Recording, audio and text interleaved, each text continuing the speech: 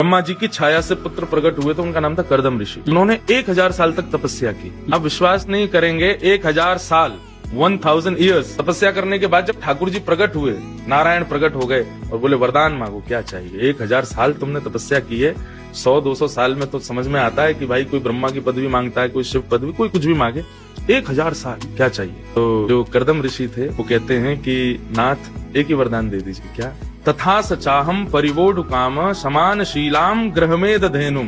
बोले नाथ मुझे एक अत्यंत शीलवान, अत्यंत गाय जैसे स्वभाव वाली, और फिर उन्होंने एक आध्यात्मिक पक्ष रखा, मैं आपसे जितना प्रेम करता हूँ मुझसे भी अधिक प्रेम करने वाली कन्या से मेरा ब्याह हो जाए, ये दे दीजिए। ठाकुर जी पहले तो शॉक्ड थे। बोले 1000 साल तुमने इसके लिए निकाले। बोले जी। तो बोले 1000 साल में तुम क्या मांग रहे हो कि तुमसे ज्यादा मुझसे प्रेम करने वाली, गाय जैसे स्वभाव वाली और मेरे को समझने वाली और अपने स्वभाव से मुझे रखने वाली एक कन्या से मेरा ब्याह हो जाए। ठाकुर जी इतने प्रसन्न हो गए कि उनके नेत्रों से प्रेम के अश्रु गिरे। वो बिंदु सरोवर बन गया, गुजरात में है। तो ठाकुर जी बोले ठीक है, पृथ्वी के प्रथम मानव हैं स्वयंभू मनु और उनकी बेटी देवहूति से तुम्हारा ब्याह होगा, क्योंकि वो तुमसे भी ज्यादा मुझसे प्रेम करती है। लेकिन तुमने 1000 साल बाद एक ऐसी वस्तु मांगी है कि मैं इतना खुश हूं तुमसे कि मैं एक वरदान में मेरे को संतुष्टि नहीं, मैं एक अपनी तरफ से और देना चाहता हूँ। बोले वो क्या देंगे। बोले तुम दोनों के यहाँ पुत्र बन के मैं ही आऊंगा, मैं ही तुम्हारे यहाँ पुत्र रूप में जन्म लूंगा। क्योंकि एक नारी का सम्मान करने वाला और नारी के सम्मान में इतना लंबा तप करने वाला पहला व्यक्ति मिला मुझे। और ये तब की बात है जब पृथ्वी बनी थी,